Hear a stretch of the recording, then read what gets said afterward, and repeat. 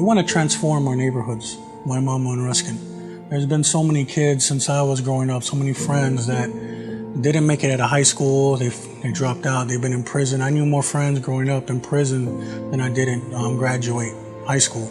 So basically, Nuestro Salón was like trying to figure out the best way to transform a community. And the only way that on an individual level, that I found that transformation was through Jesus. And so on a bigger scale, I want to bring that transformation through the gospel to our community in a real way. The people who escaped or who graduated, who went to college, they never returned to our community, or very few of them did. And if they did, they never returned with the power of the gospel. So from a young age, it was very important for me I would see all these people leave and I would criticize. Well, they never come back. Well, when it was my time to come back, that's what I did. And I understood that it was about giving up privilege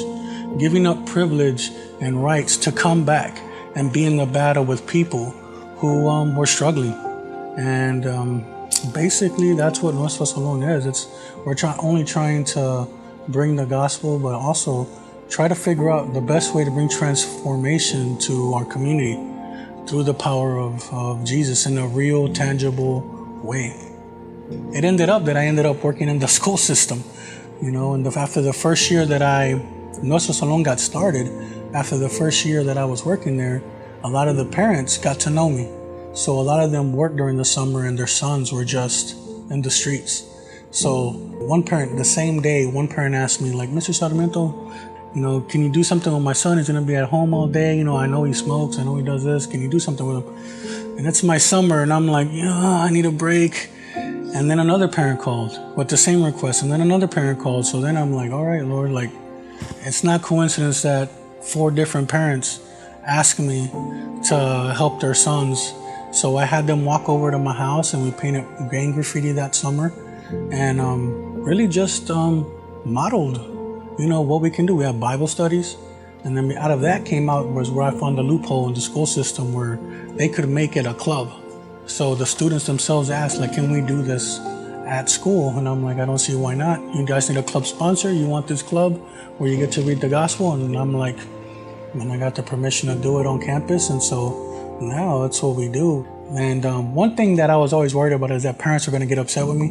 What, are you reading the Bible with my kids? And something happened that was very unexpected. Kids would go talk to their parents about them reading the Bible, and their parents would call me, and I'm like, oh, here I am, I'm going to get in trouble. But they were like, Mr. Sarmiento, how'd you get him to read the Bible? He's smoking out, he's doing drugs, he's doing this, like whatever it takes to straighten him out. So I found that the perception of parents who are really desperately trying to find something for their kids because their kids are in so much trouble, like they're not worried about, they just want them to do well. And if that's the Bible, then it's the Bible. I don't really see myself as an advocate. It's just what you do. And I don't know if I can really put a box around that and say advocacy looks like this. You speak up for the unjust. For me, it's multifaceted. Like, I speak up when I have to speak up, but I live all the time as an advocate. And I think it's the strongest voice. Like, how are you setting yourself apart for God? How are you setting yourself apart to look holy, to be holy? And how are you setting yourself apart for people to ask you, why are you doing certain things? And I love those questions. And they come from kids. Mr. Sarmiento, why do you do this? Or why do you do that? Well, because I love you. Because no one did it for me.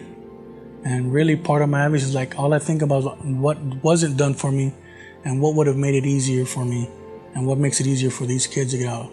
And that's what I do.